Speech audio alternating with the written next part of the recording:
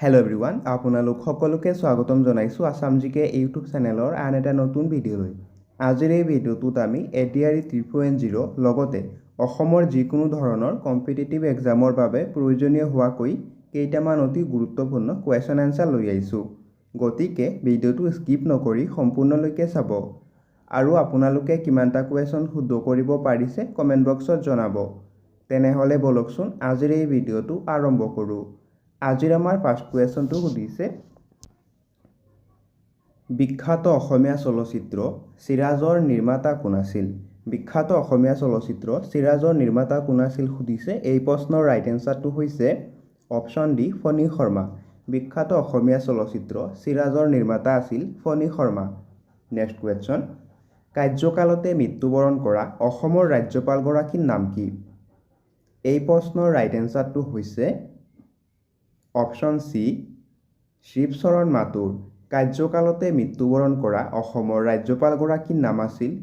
Shivcharan মাতুৰ। Next কুৱেশ্যনটো সুধিছে,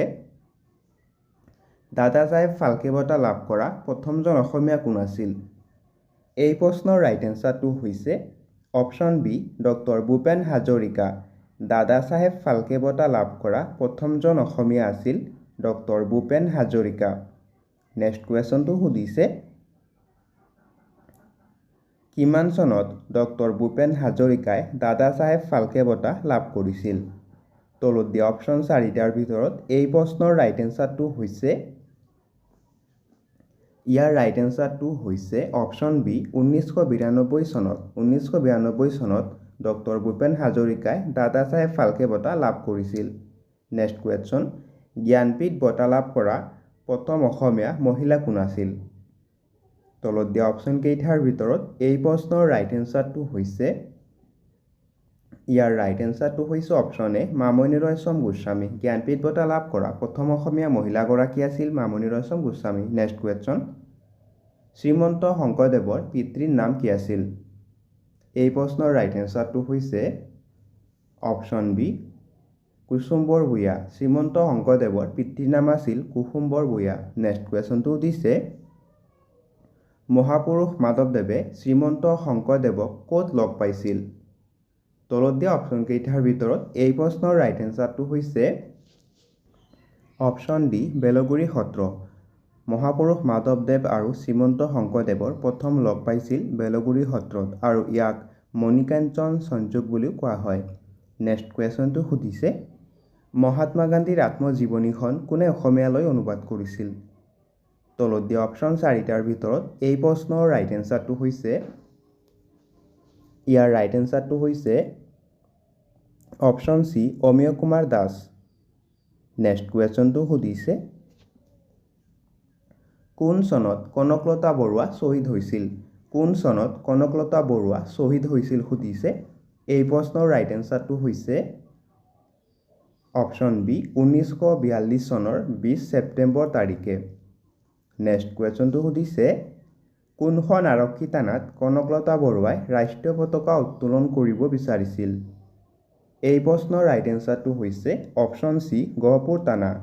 গহপুৰ থানাত কনকলতা বৰুৱাই ৰাষ্ট্ৰীয় পতাকা উত্তোলন কৰিবলৈ গৈ মৃত্যুবৰণ কৰিছিল। নেক্সট কুৱেশ্যনটো সুধিছে,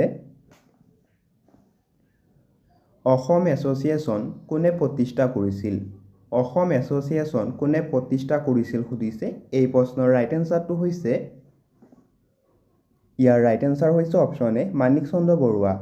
নেক্সট কুৱেশ্যনটো সুধিছে, এণ্টাৰ্কটিকালৈ যোৱা প্ৰথমজন অসমীয়া কোন আছিল? এণ্টাৰ্কটিকালৈ যোৱা প্ৰথমজন অসমীয়া কোন আছিল সুধিছে। এই প্ৰশ্নৰ ৰাইট এনচাৰটো হৈছে অপশ্যন চি, ৰাঘৱ চন্দ্ৰ ডেকা। এণ্টাৰ্কটিকালৈ যোৱা প্ৰথমজন অসমীয়া আছিল ৰাঘৱ চন্দ্ৰ ডেকা। নেক্সট কুৱেশ্যন, যোৰহাটত অৱস্থিত অসম কৃষি বিশ্ববিদ্যালয়খন কিমান চনত স্থাপন কৰা হৈছিল? তলত দিয়া অপশ্যন কেইটাৰ ভিতৰত এই প্ৰশ্নৰ ৰাইট এনচাৰটো হৈছে অপশ্যন ডি, 1969 চনত। নেক্সট কুৱেশ্যনটো সুধিছে, আৰ্যসকল ভাৰতলৈ ক'ৰ পৰা আহিছিল? আৰ্যসকল ভাৰতলৈ ক'ৰ পৰা আহিছিল সুধিছে। এই প্ৰশ্নৰ ৰাইট এনচাৰটো হৈছে অপশ্যন বি মধ্য এছিয়া আৰ্যসকল মধ্য এছিয়াৰ পৰা ভাৰতলৈ আহিছিল নেক্সট কুৱেশ্যন হিন্দু ধৰ্মৰ আটাইতকৈ পুৰণি কাব্যগ্ৰন্থখনৰ নাম কি হিন্দু ধৰ্মৰ আটাইতকৈ পুৰণি মহাকাব্যখনৰ নাম কি সুধিছে ইয়াৰ ৰাইট এনচাৰটো হৈছে অপশ্যন বি ৰামায়ণ হিন্দু ধৰ্মৰ আটাইতকৈ পুৰণি মহাকাব্যখনৰ নাম হৈছে ৰামায়ণ নেক্সট কুৱেশ্যনটো দিছে ফৰ্ট উইলিয়াম কলেজ ক'ত অৱস্থিত ফৰ্ট উইলিয়াম কলেজ ক'ত অৱস্থিত সুধিছে এই প্ৰশ্নৰ ৰাইট এনচাৰটো হৈছে option D Kolkata fort William college কলকাতাত অৱস্থিত নেক্সট কুৱেশ্যনটো দিছে বিশ্বভাৰতী বিশ্ববিদ্যালয় কোনে প্ৰতিষ্ঠা কৰিছিল বিশ্বভাৰতী বিশ্ববিদ্যালয় কোনে প্ৰতিষ্ঠা কৰিছিল সুধিছে এই প্ৰশ্নৰ ৰাইট এনচাৰটো হৈছে ইয়াৰ ৰাইট এনচাৰ হৈছে অপশ্যন এ ৰবীন্দ্ৰনাথ ঠাকুৰ বিশ্বভাৰতী বিশ্ববিদ্যালয় ৰবীন্দ্ৰনাথ ঠাকুৰে প্ৰতিষ্ঠা কৰিছিল নেক্সট কুৱেশ্যনটো দিছে ভাৰতৰ কোনটো ভাষাক ইটালিয়ান অফ দ্য ইষ্ট বুলি কোৱা হয় ভাৰতৰ কোনটো ভাষাক ইটালিয়ান অফ দ্য ইষ্ট বুলি কোৱা হয় সুধিছে এই প্ৰশ্নৰ ৰাইট এনচাৰটো হৈছে অপশ্যন চি তেলেগু ভাষাক ইটালিয়ান অফ দ্য ইষ্ট বুলি কোৱা হয় নেক্সট কুৱেশ্যনটো দিছে ৰামকৃষ্ণ মিছন কোনে প্ৰতিষ্ঠা কৰিছিল ৰামকৃষ্ণ মিছন কোনে প্ৰতিষ্ঠা কৰিছিল সুধিছে এই প্ৰশ্নৰ ৰাইট এনচাৰটো হৈছে option D Swami Vivekananda Ramakrishna mission স্বামী বিবেকানন্দই প্ৰতিষ্ঠা কৰিছিল নেক্সট কুৱেশ্যন ৰাজা ৰামমোহন ৰায়ে কোনটো সংস্থা প্ৰতিষ্ঠা কৰিছিল ৰাজা ৰামমোহন ৰায়ে কোনটো সংস্থা প্ৰতিষ্ঠা কৰিছিল সুধিছে ইয়াৰ ৰাইট এনচাৰটো হৈছে অপশ্যন এ ব্ৰহ্ম সমাজ ৰাজা ৰামমোহন ৰায়ে ব্ৰহ্ম সমাজ প্ৰতিষ্ঠা কৰিছিল নেক্সট কুৱেশ্যন ভাৰতীয় ৰিজাৰ্ভ বেংকৰ প্ৰথম গভৰ্ণৰ কোন আছিল ভাৰতীয় ৰিজাৰ্ভ বেংকৰ প্ৰথম গভৰ্ণৰ কোন আছিল সুধিছে ইয়াৰ ৰাইট এনচাৰটো হৈছে অপশ্যন ডি অছবৰ্ণ ষ্টিম নেক্সট কুৱেশ্যনটো সুধিছে ভাৰতীয় সেনা বিভাগৰ সাহসিকতা আৰু বীৰত্বৰ বাবে আগবঢ়োৱা শ্ৰেষ্ঠ পুৰস্কাৰটোৰ নাম কি তলত দিয়া অপশ্যন কেইটাৰ ভিতৰত এই প্ৰশ্নৰ ৰাইট এনচাৰটো হৈছে অপশ্যন বি পৰমবীৰ চক্ৰ নেক্সট কুৱেশ্যনটো সুধিছে অসমৰ আটাইতকৈ পুৰণি ফুটবল প্ৰতিযোগিতাখনৰ নাম কি অসমৰ আটাইতকৈ পুৰণি ফুটবল প্ৰতিযোগিতাখনৰ নাম কি সুধিছে এই প্ৰশ্নৰ ৰাইট এনচাৰটো হৈছে অপশ্যন ডি স্বাধীনতা দিৱস কাপ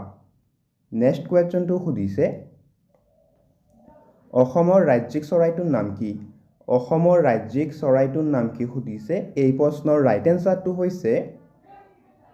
অপশ্যন এ দেওহা অসমৰ ৰাজ্যিক চৰাইটোৰ নাম হৈছে দেওহা নেক্সট কুৱেশ্যনটো সুধিছে অসম বিশ্ববিদ্যালয় ক'ত অৱস্থিত অসম বিশ্ববিদ্যালয় ক'ত অৱস্থিত সুধিছে এই প্ৰশ্নৰ ৰাইট এনচাৰটো হৈছে অপশ্যন ডি শিলচৰ অসম বিশ্ববিদ্যালয় শিলচৰত অৱস্থিত নেক্সট কুৱেশ্যনটো সুধিছে অৰ্জুন বঁটা লাভ কৰা প্ৰথমগৰাকী অসমীয়া মহিলা কোন আছিল অৰ্জুন বঁটা লাভ কৰা প্ৰথমগৰাকী অসমীয়া মহিলা কোন সুধিছে এই প্ৰশ্নৰ ৰাইট এনচাৰটো হৈছে অপশ্যন ডি মনালিছা বৰুৱা মেহতা অৰ্জুন বঁটা লাভ কৰা প্ৰথমগৰাকী অসমীয়া মহিলা হৈছে মনালিছা বৰুৱা মেহতা নেক্সট কুৱেশ্যনটো সুধিছে কোনখন নদীয়ে পশ্চিমবংগ আৰু অসমৰ মাজৰ সীমা গঠন কৰে এই প্ৰশ্নৰ ৰাইট এনচাৰটো হৈছে অপশ্যন বি সোণকোষ নদী সোণকোষ নদীয়ে পশ্চিমবংগ আৰু অসমৰ মাজৰ সীমা গঠন কৰে নেক্সট কুৱেশ্যনটো সুধিছে কোনে অসমত প্ৰথমে চাহ আৱিষ্কাৰ কৰিছিল তলত দিয়া অপশ্যন চাৰিটাৰ ভিতৰত এই প্ৰশ্নৰ ৰাইট এনচাৰটো হৈছে অপশ্যন ডি ৰবাৰ্ট ব্ৰুছে অসমত প্ৰথম চাহ আৱিষ্কাৰ কৰিছিল নেক্সট কুৱেশ্যনটো সুধিছে মাটিকালি অনুসৰি পৃথিৱীৰ আটাইতকৈ সৰু দেশখনৰ নাম কি তলত দিয়া অপশ্যন কেইটাৰ ভিতৰত এই প্ৰশ্নৰ ৰাইট এনচাৰটো হৈছে অপশ্যন বি ভেটিকান চিটি মাটিকালি অনুসৰি পৃথিৱীৰ আটাইতকৈ সৰু দেশখনৰ নাম হৈছে ভেটিকান চিটি নেক্সট কুৱেশ্যন ভাৰতৰ নিৰ্বাচনত নোটা বিকল্পটো প্ৰথমে কেতিয়া ব্যৱহাৰ কৰা হৈছিল এই প্ৰশ্নৰ ৰাইট এনচাৰটো হৈছে ইয়াৰ ৰাইট এনচাৰ হৈছে অপশ্যন চি 2013 চনত নেক্সট কুৱেশ্যনটো সুধিছে কাক অসমৰ সিংহ পুৰুষ বুলি জনা যায় সুধিছে ইয়াৰ ৰাইট এনচাৰটো হৈছে অপশ্যন ডি ৰাধা গোবিন্দ বৰুৱা ৰাধা গোবিন্দ বৰুৱাক অসমৰ সিংহ পুৰুষ বুলি কোৱা হয় নেক্সট কুৱেশ্যনটো সুধিছে বিশ্বৰ সৰ্ববৃহৎ নদীদ্বীপ মাজুলী অসমৰ কোনখন জিলাত অৱস্থিত তলত দিয়া অপশ্যনকেইটাৰ ভিতৰত এই প্ৰশ্নৰ ৰাইট এনচাৰটো হৈছে অপশ্যন বি মাজুলী বিশ্বৰ সৰ্ববৃহৎ নদীদ্বীপ মাজুলী জিলাত অৱস্থিত নেক্সট কুৱেশ্যনটো সুধিছে উত্তৰ পূব ৰেলৱেৰ বদৰপুৰ জংচন অসমৰ কোনখন জিলাত আছে এই প্ৰশ্নৰ ৰাইট এনচাৰটো হৈছে অপশ্যন চি কৰিমগঞ্জ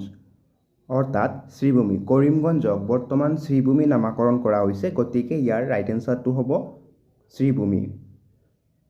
উত্তৰ পূব ৰেলৱেৰ বদৰপুৰ জংচন বৰ্তমান অসমৰ শ্ৰীভূমি জিলাত আছে নেক্সট কুৱেশ্যনটো সুধিছে অসমৰ পৰা কিমানজন সদস্য ৰাজ্যসভালৈ নিৰ্বাচন কৰি পঠোৱা হয় এই প্ৰশ্নৰ ৰাইট এনচাৰ হৈছে অপশ্যন এ 7জন অসমৰ পৰা 7জন সদস্য ৰাজ্যসভালৈ নিৰ্বাচন কৰি পঠোৱা হয় নেক্সট কুৱেশ্যনটো সুধিছে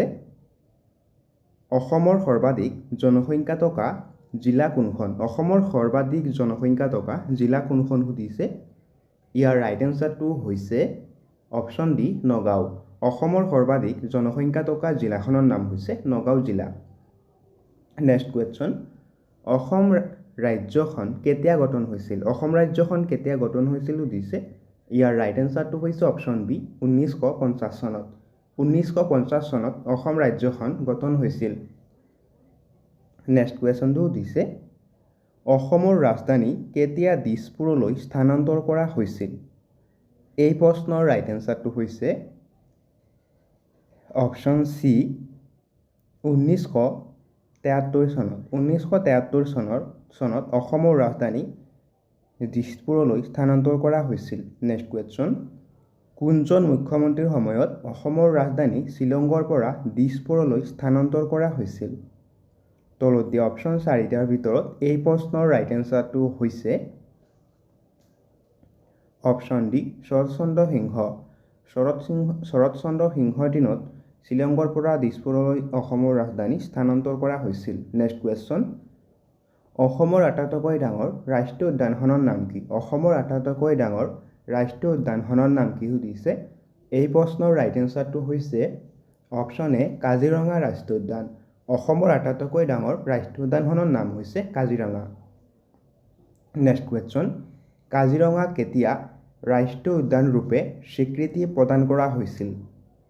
তলত দিয়া অপশ্যন 4টাৰ ভিতৰত এই প্ৰশ্নৰ ৰাইট এনচাৰটো হৈছে অপশ্যন বি 1974 চনৰ 1 জানুৱাৰী তাৰিখে নেক্সট কুৱেশ্যনটো সুধিছে অসমৰ একমাত্ৰ চলচ্চিত্ৰ ষ্টুডিঅ'টোৰ নাম কি অসমৰ একমাত্ৰ চলচ্চিত্ৰ ষ্টুডিঅ'টোৰ নাম কি সুধিছে ইয়াৰ ৰাইট এনচাৰটো হৈছে অপশ্যন বি জ্যোতি চিত্ৰবন ফিল্ম ষ্টুডিঅ' নেক্সট কুৱেশ্যনটো সুধিছে অসমত কেতিয়া উচ্চ ন্যায়ালয় স্থাপন কৰা হৈছিল অসমত কেতিয়া উচ্চ ন্যায়ালয় স্থাপন কৰা হৈছিল সুধিছে ইয়াৰ ৰাইট এনচাৰটো হৈছে অপশ্যন ডি 1948 চনত অসমত উচ্চ ন্যায়ালয় স্থাপন কৰা হৈছিল নেক্সট কুৱেশ্যন অসমৰ কোনখন জলাশয়ক পক্ষী অভয়াৰণ্য বুলি স্বীকৃতি দিয়া হৈছে তলত দিয়া অপশ্যন 4টাৰ ভিতৰত এই প্ৰশ্নৰ ৰাইট এনচাৰটো হৈছে অপশ্যন ডি দ্বীপৰ বিল অসমৰ দ্বীপৰ বিলক পক্ষী অভয়াৰণ্য বুলি স্বীকৃতি প্ৰদান কৰা হৈছে নেক্সট কুৱেশ্যন